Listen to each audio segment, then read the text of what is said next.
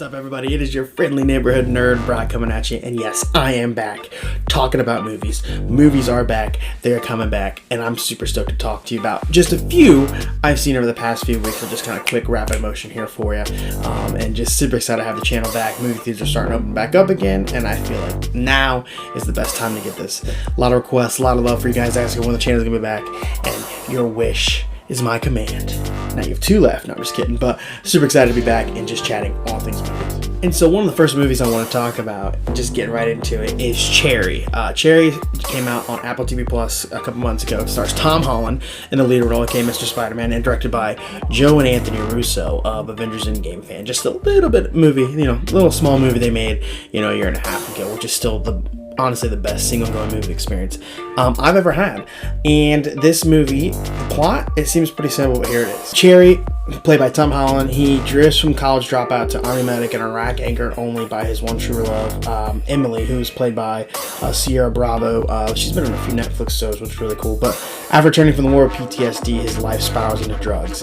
And that is a very, very simplistic way of the plot. But he is a medic in the army, a veteran. He becomes addicted to opioids and just honestly does a deep dive into what it's like returning home as a soldier from the war, and it is crazy.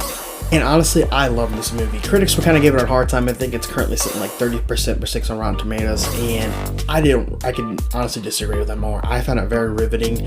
Tom Holland sheds his Peter Parker skin in this movie, honestly, and every movie I've seen with him lately, whether it's been, of course, his role as Peter Parker, Spider-Man in the MCU, but then even a movie that came out last year, Devil All the Time, he is just really honestly showing himself to be one of the next future actors for our generation. He's my age, and like what he's done with his career, honestly, it already is really inspiring, and he shoulders this movie. But the Russo bros, their direction with the movie, it's felt their energy with the way they shoot these war scenes and just how vulnerable honestly some of our characters are shown, especially with some of the addiction stuff. Now I will say, if you struggle with addiction or, opioid drugs and abuse, stuff like that, this movie may not be for you, but if you can handle some of that stuff, because they depict it really real. And I think, honestly, that's a big appeal to the movie for myself. But honestly, this film is a raw, unfiltered look at what it is like for veterans coming back in the war who struggle with PTSD and have had troubles and struggles with opioid addiction, and how far someone is willing to go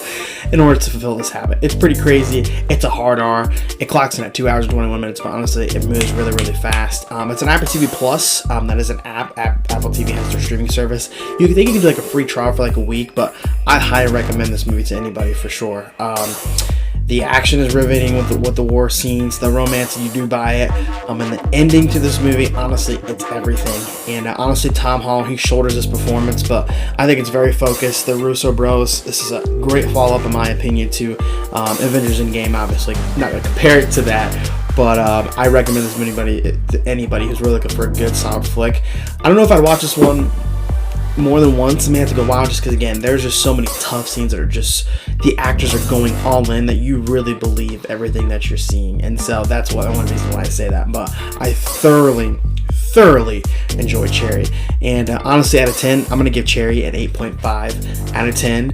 And I would definitely buy this on Blu-ray, 4K, whatever it is, and I recommend it to everybody. So what did you guys think of Cherry? Definitely leave a like, comment, subscribe here on Facebook, like the page. If you're on YouTube, definitely give it a subscribe. A whole bunch of stuff right here. Just go ahead and do it. Would appreciate it. I am getting ready to talk about The Falcon and Winter Soldier 2. I know there's only 2 episodes left, but I'm going to give my thoughts on the show.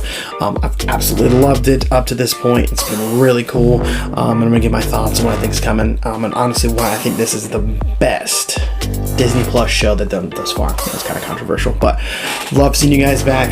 Again, this has been your friendly neighborhood nerd, and swing on by next time. We'll see ya.